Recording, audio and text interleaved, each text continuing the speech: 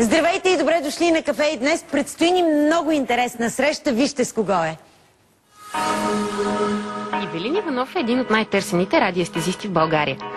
Така, продължавам да обяснявам за професионалното махало.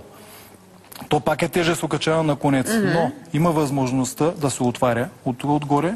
И какво да се пълни с нещо ли? Махалце. Да. Там може да сложите наречения свидетел.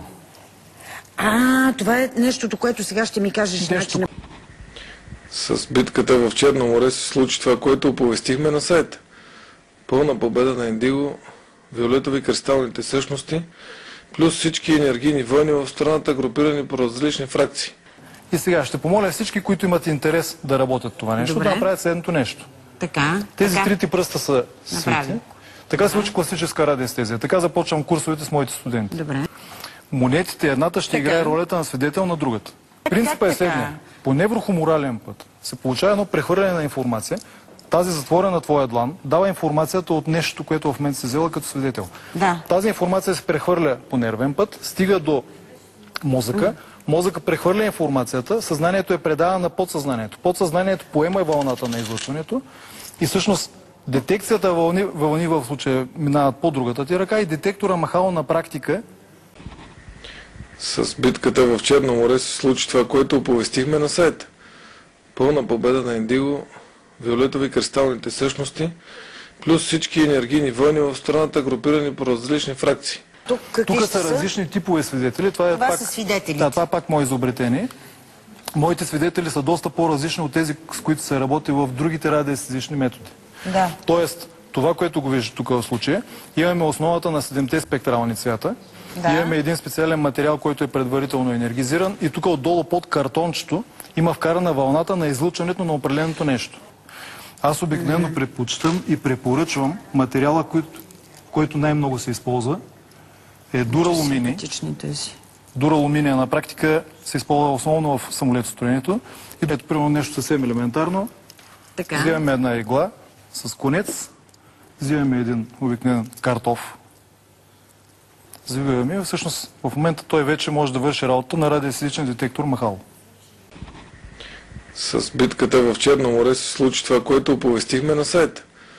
Пълна победа на Индиго, виолетови кристалните същности, плюс всички енергийни войни в страната, групирани по различни фракции. Сега обаче ще си говорим за танца на спиралата. Може би не сте чували, това е една методика, която осигурява енергийния баланс на тялото ни и ни гарантира здраве и дълголетие. За нея ще ни разкаже нейният автор, фелшерът Дончо Кръстев. Здравей, добре дошъл. Здравей. Тъй като аз съм и поет и имам няколко стихосбирки, но това танца на спиралата е поетичното название на танца на живота. Всичко се движи по тази спирала, всичко пулсира, всичко е... Този живот той е в една постоянна динамика, е движение, а движението се извършва по спирала.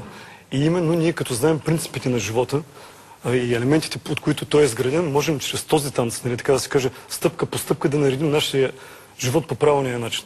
Но методиката може да се използва буквално за лечение и самолечение на всичко. Примерно, моята аура в началото беше синьо-виолетова, с течение на практиката ми, след 3-годишна практика, тя става индигова. Пълна победа на Индиго, виолетови кристалните същности, плюс всички енергийни войни в страната, групирани по различни фракции. И другия най-по-атрактивен начин е с монетата, която се хвърля по методиката на Идзи, на книгата на промените. Тя е много атрактивна, много хора не я възприемат, защото им се струва и несериозно. Но де факто това е една помощ, как да се каже, да изкараме информацията от нашето биополе и да получим информация от Акаша, така да се каже. Ако имаш някакъв проблем в здравен план, примерно можем да хвърлим монетата, откъде и да се получи тая отговора в кой елемент е проблема. Триграмата или тетраграмата, което е новото, расте отдолу нагоре. Значи това е първа. Трябва да хвърля още веднъж, нали? Още три пъти. Добре. Сега се падна тура. Тура. Така, това е ин тогава. Щом онова е ян, това е ин. Това е прекъсната. Ян е прекъсната, добре. Падна чак на земята, тура. Окей. Проблем ли е, че падна на земята? Не, няма никакъв проблем. Така. Ами отговора пак го дава, че да, по системата. Не мога да ям яйца, така. Защото това е в елемент небе. По принцип, това е триграмата, а четвъртата черта означава каква енергия в момента се проявява при тебе. Да. Това е и на енергията, и при двете неща. С битката в Черно море се случи това, което оповестихме на сайта. Пълна победа на Индиго, виолетови кристалните същности, плюс всички енергийни войни в страната, групирани по различни фракции. Здравейте! Започва Дневникът на Венета, а днес ще си говорим по една колкото любопитна, толкова и плашеща тема. Видях Сатаната. Първият ни гост е повече от образован човек. Той е завършил ядрена физика в Софийския университет. За себе си казва, че никога не е имал халюцинации. И тъй като се е стреснал от едно странно преживяване, дори е решил да провери по чисто емпиричен път дали наистина е с ума си.